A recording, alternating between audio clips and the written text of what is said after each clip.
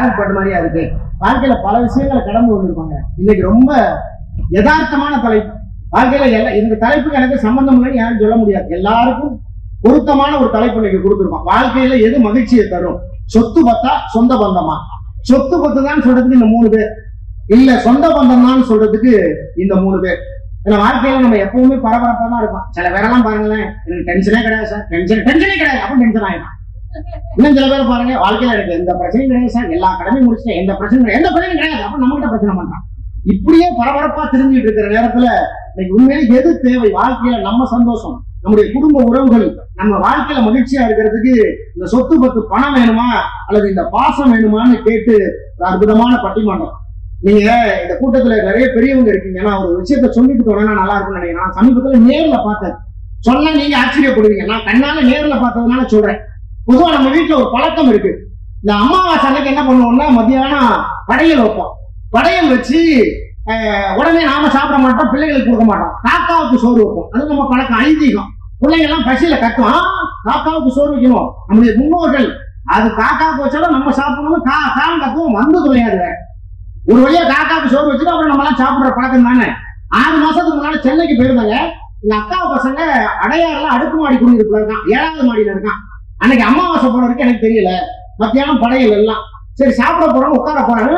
காக்காவுக்கு வைக்கணும்னா, ஏய் இங்க எப்படா காக்கா வரும்? கிராமத்திலே காக்கா வர மாட்டேங்குது, அதுவும் அடுக்குமாடி குடியிருப்புல 7வது மாடியில இருக்கு, எப்படா காக்கா வரும்? அதெல்லாம் வரும் அப்படின்னா.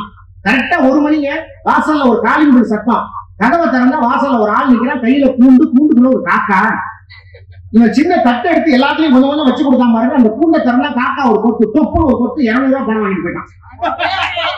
வரிசையா காலிங் அடிச்சுக்கிட்டே போறாங்க. கொஞ்சம் கொஞ்சம் ஒரு கொத்து 200 ரூபாய். 2 மணி நேரத்துல 5000 ரூபாய் சம்பாதிச்சிட்டான். கிளிய வச்சு சம்பாதிச்சதானே பாத்துருக்கான். ஒரு காக்கா வச்சு 5000 ரூபாய் சம்பாதிக்கலாம். ஒரு 10 காக்கா வச்சு அதுக்கு வேலைக்கு ஆள் சேர்த்தாலும் கேட்பாங்க. ஏன்னா காக்கா அப்படி ஒரு ஐதீகம் நம்ம கிட்ட இருக்குல்ல. என்ன மாதிரி வாழ்க்கையில மாறி இருக்கும், எத்தனை மாற்றங்கள் இருக்கு. இதெல்லாம் சொல்றதுக்கு தான் இன்னைக்கு, பேசுறதுக்கு தான் அற்புதமான பேச்சாளர்கள். ஏன்னா நல்ல பேச்சாளர்கள் இருக்கும்போது நடுவுல நான் நிறைய பேசணும்னு அவசியம் இல்லை. ஏன்னா அவங்களை அறிமுகப்படுத்தி உங்ககிட்ட பேச வைக்கிறதுக்கு முன்னால 2 செய்யுதாங்க. இவங்க பாசம் தான் முக்கியம். இந்த 3 பேர் சொந்த பந்தம் தான் இல்லைங்க. நம்முடைய கையில பணம் இல்லாத போதுதான் தெரியும் அந்த கஷ்டம்.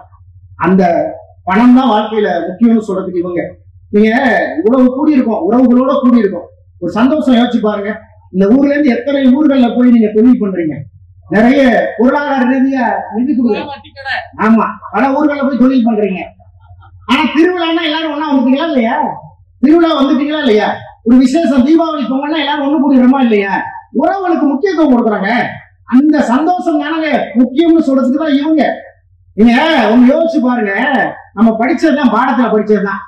முதல்ல ஆம்ஸ்ட்ராங் போய் நிலாவுல கால் வச்சாங்க. எல்லாரும் ஆச்சரியப்பட்டோம். ஏப்ப லட்சம் கிலோமீட்டருக்கு அந்த பக்கம் இருக்கு, நிலாவுல போய் ஒரு மனுஷன் போய் ராக்கெட்ல போய் கால வச்சிருக்காங்கன்னு ஆச்சரியப்பட்டோம். ஒரு நிருபர் ஓடி போய் ஆம்ஸ்ட்ராங் அம்மாவை தேடி கண்டுபிடிச்சு, உங்க பையன் நிலாவுல கால் வச்சுட்டானா அப்படின்னு அந்த அம்மா சொன்னது. அவன் நிலாவுல கால் வச்சுட்டான், நீங்க எல்லாம் சந்தோஷப்படுறீங்க, அவன் திரும்ப நல்லபடியா எப்ப பூமியில கால் வைப்பானோ அதுதான் எனக்கு சந்தோஷமான நாள்னு சொன்னாங்க. அந்த பாசத்துக்கு ஈடா வருமா அந்த பணம்? அதை சொல்றதுக்கு தானே.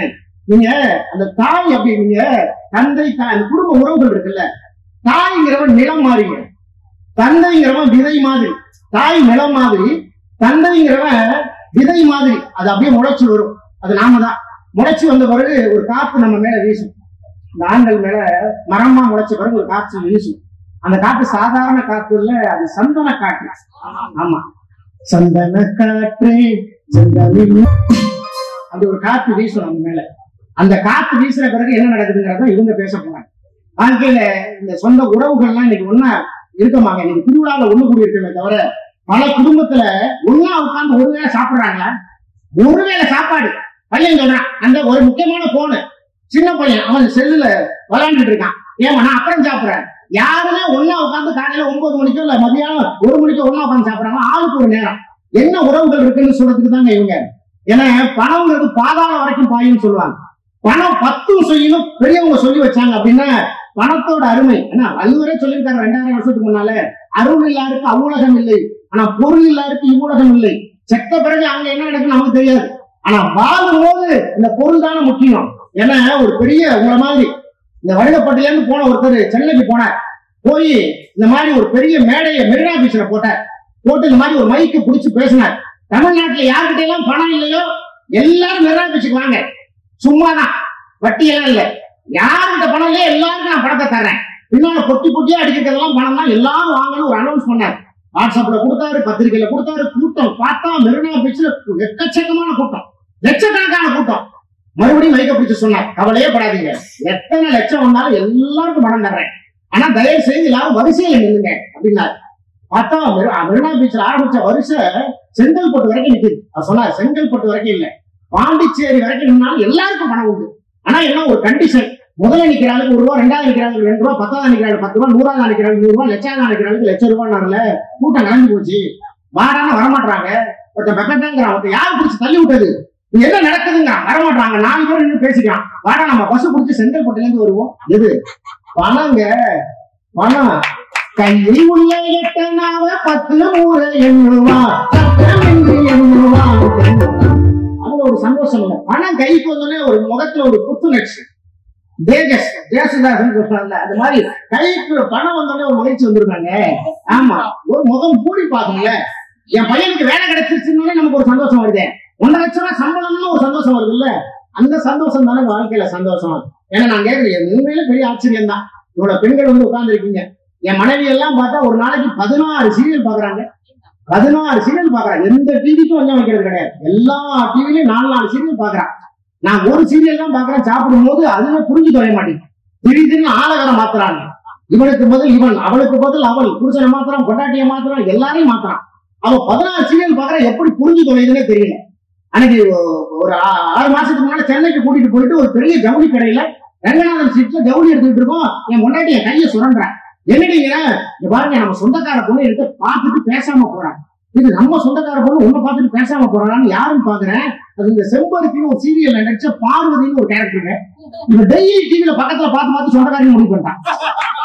டெய்லி பக்கத்துல பாக்குறாள் சொந்தக்காரி, பாரு அவ சொந்தக்காரி எல்லாம் இல்ல, டிவில நடிக்கிறவா. ஆமா இல்ல, அப்படி பார்த்து யாரு சொந்தக்காரவங்க யாரு சீரியல் நடிக்கிறவங்களே தெரியாம போச்சு.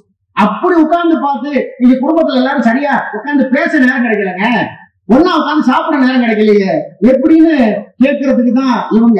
ஆக இவங்க எல்லாம் அறிமுகப்படுத்தி அவங்க பேசினாதானே பட்டிமன்ற காலகட்டம். இப்ப நானே முடிவு சொல்லிட முடியுமா என்ன சாதாரண பேச்சாளர்களா?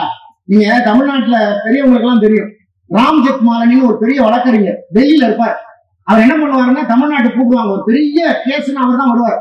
அவர் வந்து ட்ரெயின்ல எல்லாம் வரமாட்டார், கார்ல வரமாட்டார், தனி விமானத்துல வருவார், கூட்டத்துல கூட வரமாட்டார், தனி விமானத்துல வந்து நேரா சென்னை ஏர்போர்ட்ல இறங்கி கார்ல வந்து வாதாடிட்டு 1 மணி நேரம் வாதாடிட்டு 10 லட்சம் ரூபாய் அவருக்கு, 10 லட்சம் ரூபாய் 1 மணி நேரம் வாதாடுறதுக்கு. ராம் ஜெத்மாலனின்னு ஒருத்தர், அவர் வந்து தனி விமானத்துல வந்து கோர்ட்ல வாதாடிட்டு 10 லட்சம் ரூபாய் வாங்கிட்டு தனி விமானத்துல போயிடுவார். தீர்ப்பு சொன்ன நீதிபதி தீர்ப்பை எழுதிட்டு பைக்ல போவார். அப்படி சாதாரண பைக் தீர்ப்பு சொல்லிட்டு பைக்ல போற நீதிபதி தான் நான். இவங்கெல்லாம் தனி விமானத்துல வந்த மாதிரி அதான் வந்து இறங்கியிருக்காரு. அப்படி பேசக்கூடிய அற்புதமான பேச்சாளர்கள். இந்த பக்கம் சொத்து பத்து தாங்க வாழ்க்கையில சந்தோஷத்தை கொடுக்கும். அதனால உண்மை கண்கூட இந்த ஊர் சாட்சி, இந்த ஊர்ல போய் மாத்தி பேச முடியுமா நம்ம அந்த ஊர்ல? அதெல்லாம் அப்படின்னு பேசுவதற்கு வந்திருக்கவங்க நான் அறிமுகப்படுத்தணும்னு அவசியம் இல்லை. இன்னைக்கு தொலைக்காட்சியை திறந்தாலும் சரி, யூடியூப்பை திறந்தாலும் சரி, இந்த பச்சை துண்டை நம்ம பார்க்காம இருக்கிறது இல்லை.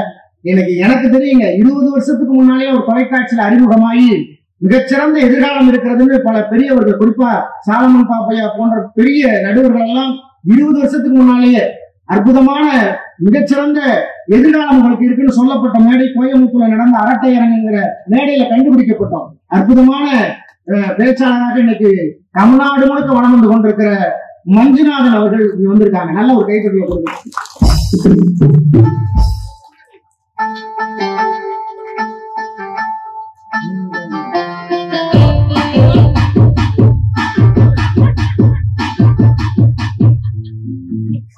நான் இந்த பாட்டு இவருக்கு போட மாட்டேங்கணும்னு நினைச்சேன். ஆசையை காத்துல தூது மாறி போச்சு. அதுதான் உண்மையிலேயே தன்னை பேச்சாளன் என்று சொல்லிக் கொள்வதை விட தான் ஒரு விவசாயி என்று சொல்லிக் கொள்வதுதான் எப்போதுமே பெருமை கொள்ளக்கூடிய அற்புதமான அன்பு சகோதரர். இன்னைக்கு தமிழ்நாட்டுல பல மேடைகள்ல இன்னைய தேதியில எங்க ஊர்லதான் அவர் இருக்கணும்னு எனக்கு தெரிஞ்ச கிட்டத்தட்ட ஒரு 6-7 மேடைகள் இருக்கா காத்துக்கிட்டு இருக்கு. இல்ல நான் வடுகப்பட்டியில வரணும்னு சொன்னா இந்த மேடையில இருக்கணும் உங்களை முன்னால வந்து பேசுறது உண்மையில எங்க மேடைக்கும் கிடைச்ச ஒரு மிகப்பெரிய பெருமை. அதை தொடர்ந்து அந்த அணியில பேச வந்திருக்காங்க. அவங்களும் அப்படிதான். ஒரு 22-23 வருஷத்துக்கு முன்னாலேயே எங்களால் கண்டுபிடிக்கப்பட்ட ஒரு அற்புதமான முத்துன்னு சொல்லலாம். இன்னைக்கு தமிழ்நாடு முழுவதும் பல பிரபலமான நடுவர்களோடு அந்த அந்த கோயம்புத்தூர் ஸ்லாங் இவருடைய பிளஸ் அதானங்க. எதை சொன்னாலும் அப்படி அந்த ஸ்லாங்ல சொல்லும் போது, அந்த வட்டார வழக்கில் சொல்லும் போது அதுக்குன்னு ஒரு சந்தோஷம் இருக்குல்ல கேட்கிறவங்களுக்கு. அப்படி அற்புதமா பேசக்கூடிய அவங்களும் கோயம்புத்தூர்ல இருந்து வருகை இருக்கக்கூடிய கோவை சத்யா அவர்கள். அதை தொடர்ந்து பேசக்கூடிய தம்பி இன்னைக்கு யூடியூப்பை திறந்தா இளைஞர்களுக்கு தெரியும் அவருடைய பேச்சு இன்னைக்கு வந்து எவ்வளவு பெரிய தன்னம்பிக்கையான விஷயங்களை, குறிப்பா கல்யாண மாலை, சன் டிவில வரக்கூடிய சிறப்பு பட்டிமன்றம் ஐயா சாலமன் பாப்பையா தலைமையில சமீபத்தில் அவர் பேசினார். எனக்கு தெரிஞ்சு இன்றைய இளைஞர் சமுதாயம் நிறைய பேர் பேசிட்டு இருக்கும், பெரியவங்க எல்லாம் இருக்காங்க. அடுத்த 2வது தலைமுறை இருக்கு, 3வது தலைமுறை பேச்சாளராக வந்திருக்கக்கூடியவர் அவரு. எனக்கு தெரிஞ்சு அற்புதமான மிகச்சிறந்த எதிர்காலம் இருக்கக்கூடிய இளைஞர்கள் அப்படின்னு குறிப்பிட்டு சொன்னா ஒரு 5,000 பேர் தான் தமிழ்நாட்டுல மிகச்சிறப்பான எதிர்காலம் பேச்சுத்துறையில இருக்குன்னு அப்படி அடிச்சு சொல்லக்கூடிய, கண்டிப்பாக மிகச்சிறந்த உயரம் அவருக்கு காத்திருக்குன்னு சொல்லக்கூடிய அற்புதமான பேச்சாளர் ஹரி பாலகிருஷ்ணன்.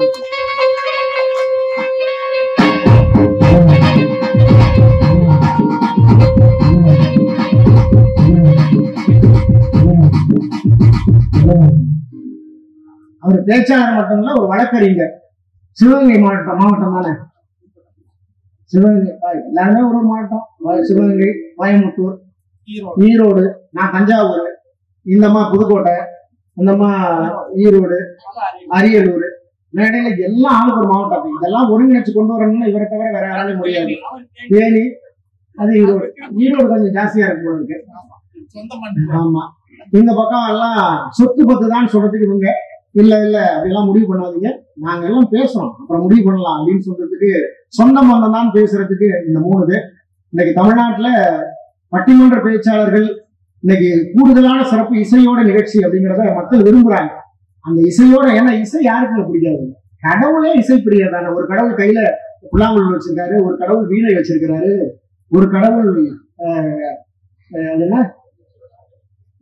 வீணை வச்சிருக்காரு. இந்த மாதிரி கடவுள்களே இசைப்பிரியர்களா இருக்கும் போது மனிதர்கள் நம்ம ஏமாத்துறாங்க. அற்புதமாக பாடக்கூடிய, எனக்கு தெரிஞ்சு தமிழ்நாட்டு பட்டிமன்ற உலகத்துல மிகச்சிறப்பாக பேசி பாடக்கூடிய ஒரு சிலர்ல அற்புதமாக பாடக்கூடிய புதுக்கோட்டை மாவட்டம் ஆலங்குடியிலிருந்து வருகை இருக்கக்கூடிய அற்புதமான பேச்சாளர் ராணிக்குமார் அவர்கள்.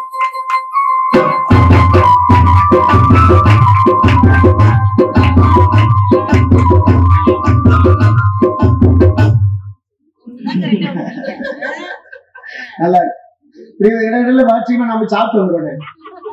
அந்த பக்கம் அவங்க ஏற்கனவே ஈரோடு பக்கத்துல இருக்கக்கூடிய சித்தோடு அப்படிங்கிற ஒரு ஊரு, ஒரு ஆசிரியர். அவங்க இன்னைக்கு அற்புதமாக எந்த தலைப்பை கொடுத்தாலும் அதுல நல்ல கருத்தூட்டத்தோடு நல்ல நகைச்சுவை சிந்தனையோடு பேசக்கூடிய அற்புதமான பேச்சாளர் சித்தோடு வளர்மதி அவர்கள்.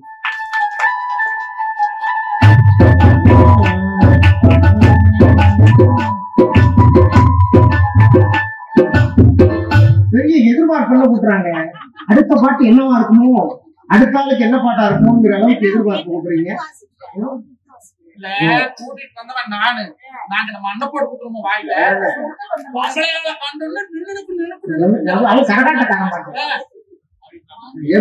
எனக்கெல்லாம் வாசிக்கவே இல்லை, வாசிக்கவே இல்லை. சரி, அந்த பொண்ணுக்கு அதையும் சொல்லிடுவோம்.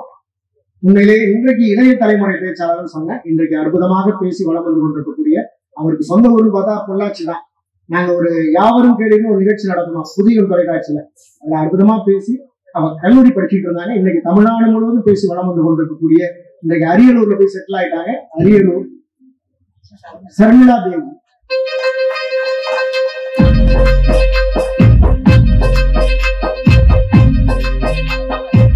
இவங்க ஒண்ணும் பண்ண முடியாது.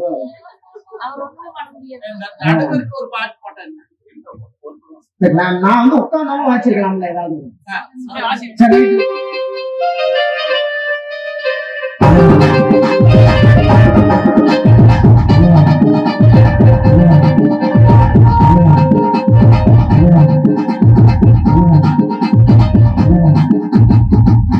ரொம்ப நன்றிங்க ஐயா. ஒண்ணும் இல்ல, ஏன் வந்து அவங்க இடையில வாசிக்கிறாங்கன்னா இவங்க எல்லாம் அறிமுகப்படுத்திட்டு எங்களை மறந்துடாதீங்க அப்படிங்கிறதுக்கு தான்.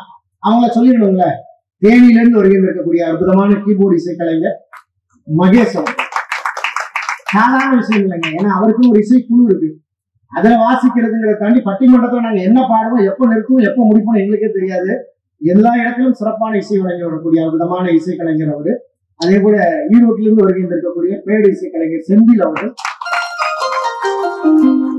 ஆடியோ நிறுவனம் பேர், அவங்க பேரு ராஜா, ராஜாதி ராஜா. அற்புதமான ஆடியோ. உண்மையிலே இந்த நிகழ்வை ஏற்பாடு செய்து இருக்கக்கூடிய இந்த வழுதப்பட்டியை சார்ந்த அத்தனை பொதுமக்களுக்கும் மீண்டும் என்னுடைய குழுவின் சார்பாக நெஞ்சார்ந்த நன்றியை சொல்லி, உடனடியாக உங்கள் கைத்தட்டலோடு வாழ்க்கையில குடும்பத்துல மகிழ்ச்சிக்கு காரணம் சொத்து பத்து தான் அப்படின்னு உங்கள் கைத்தட்டலோடு மஞ்சுநாதன், கோவில் மஞ்சுநாதன்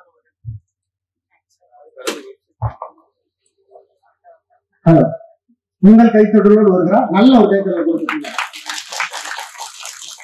அது இல்லாம இன்னைக்கு நீங்க கேட்டுக்கிட்டு இருக்க இந்த பட்டிமன்றம் நாளைக்கு உலகம் முழுக்க போய் சேர்றதுக்கான ஒரு காரணமாக இருக்கக்கூடிய யூடியூப் சேனல், அவங்களுடைய சேனல் பேரு கிராமத்து பட்டதாரி கொங்கு மஞ்சுநாதன்.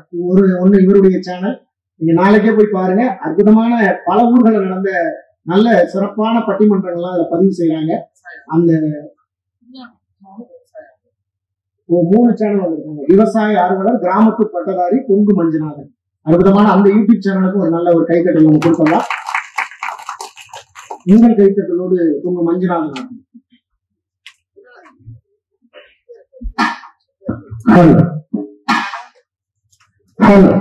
இந்த வருஷத்துல பேசுற நல்ல மைக்கு முன்னாடியா